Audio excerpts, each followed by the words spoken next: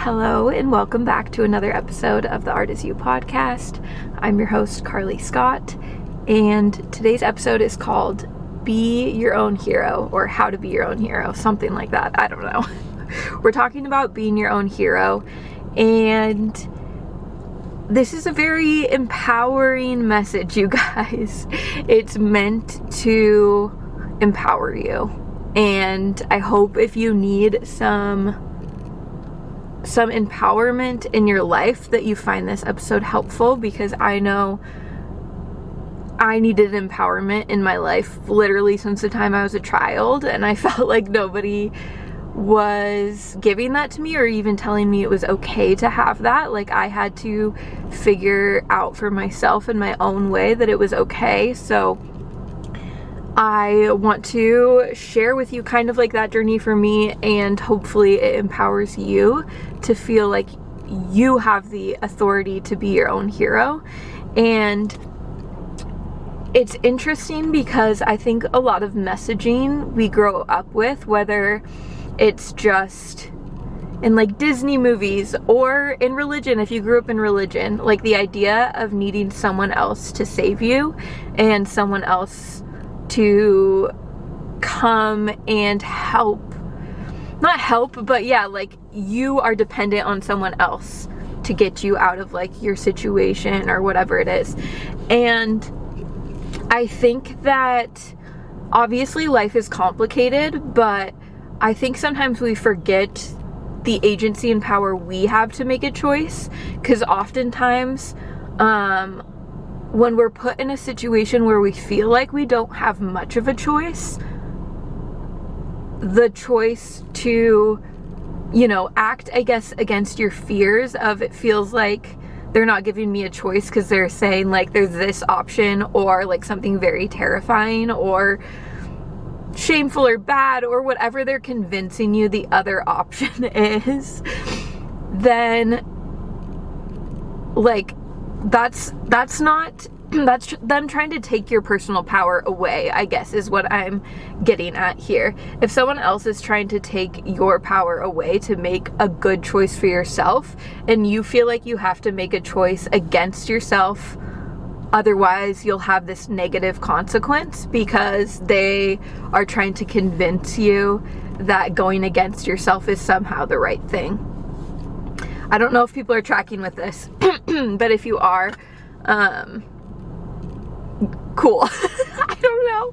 Okay, let's get to my notes so that I don't get too off topic. Becoming your own hero is putting the power back in your hands to make a change in your life. And I know we don't have control over everything, only ourselves. So that means that the way other people treat you, the way they react to you, is not in your control.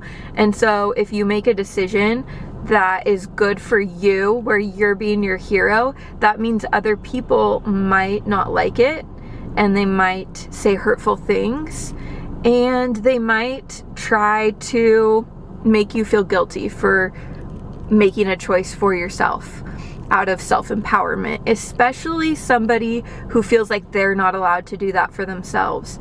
If they feel like they have to betray themselves, and then they kind of expect you to have to do that too. And I used to be this way, you guys. I used to betray myself all the time, so I thought other people were supposed to too. I thought that's how you be good. I was taught that's how you be good, is to betray yourself for other people. And so that's very disempowering, especially if you're in an abusive situation or a toxic situation or an unhealthy situation where you are unable to grow.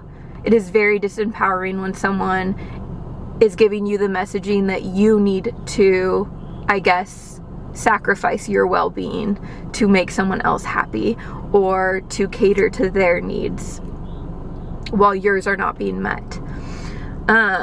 Okay. So this waiting to be saved thing is a trap. It's a fear trap, and it is a disempowering trap meant to keep you stuck and waiting for something outside of you to save you that, I'm sorry, but is not coming. Like, you have to do the internal work if you want to meet that part of yourself that is able to stop betraying yourself. And that work is really scary for a lot of people. That's why I have this podcast, because it was really scary work for me to do and really hard to go there and look at that stuff. So I'm trying to create a space to make other people feel more safe to do that work and show them that it is very healing and empowering to go through that process. Okay, what being your own hero actually looks like. I have to wrap this up really soon too. Taking responsibility for your life without blaming yourself. So, a lot of things happen to us that are outside of our control, and everyone has some form of, trauma or things that were just put on them that they didn't ask for, and taking responsibility for that can be really hard because it wasn't your fault that you even have to deal with this. But taking responsibility for the fact that it does impact you, and for me, those things, the way I was treated, the way I grew up, really had a huge impact on me. And I had to look at those things, even though I felt frustrated. I felt like it wasn't my fault that I was raised that way, but I still had to unpack that because I adopted those beliefs that were like passed down to me. So yeah, taking that responsibility, even though it wasn't your fault, you don't have to blame yourself for things that aren't your fault, but you have the power to like create a better life for yourself. Okay, next one is self-trust. Listening to your inner voice even when it's scary. So this has been a huge part of my journey, and what I talked about in last week's episode about intuitively guided risks is listening to that inner voice even when it's scary. So go back and listen to that episode. But that has built a ton of self-trust for me, you guys, and self-trust was not something I had before. Okay, self-rescue. Meeting your own needs emotionally, mentally, and physically. And this has been a learning journey for me, and I am still on it, of working on figuring out how I can meet my own needs. Because if they weren't met for you growing up, like for me, my emotional and mental needs were not really met in a lot of ways because of the environment I was raised in.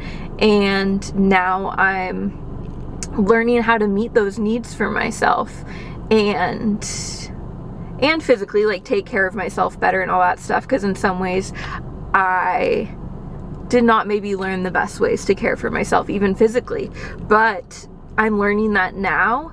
And especially like my emotional and mental space needs a ton of work. Like, that was really not in a good place, and it still has a long way to go, you guys. Okay, but I'm working on it, and I'm hoping there's like other people that are on this journey and feel encouraged by this and the fact that I still really struggle with it. Okay, 4 practical ways to be your own hero. Number 1. Radical self-honesty. This one scares a lot of people away.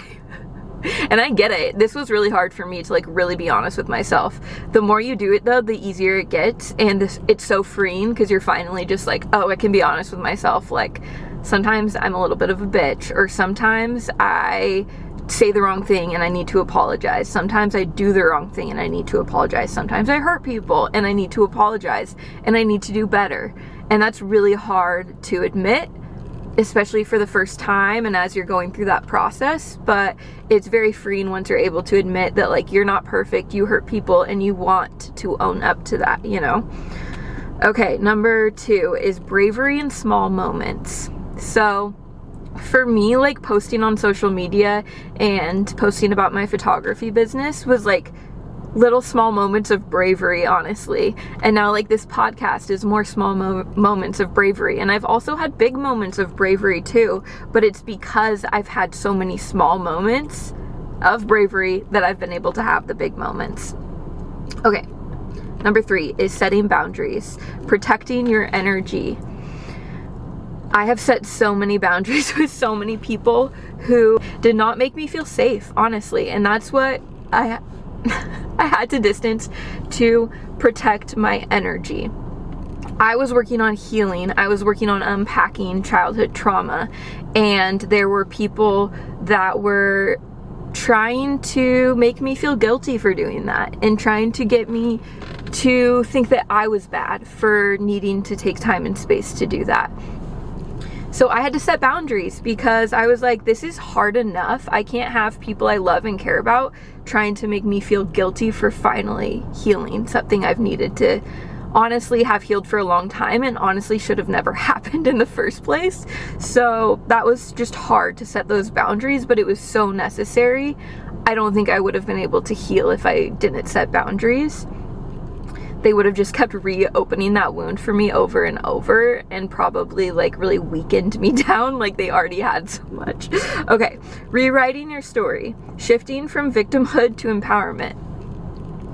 I'm trying to do that right now, you guys, because some stuff went down in my childhood, the church I grew up in, and in my family that like was so just traumatizing and painful for me that I am trying to shift into a state of empowerment and trying to be my own hero to stand up for myself, because for the last 3 years I have been extremely depressed trying to work through some things alone, and now I am like deciding to be my own hero and start actually being vocal about the mistreatment, I guess, that happened in like my church and childhood.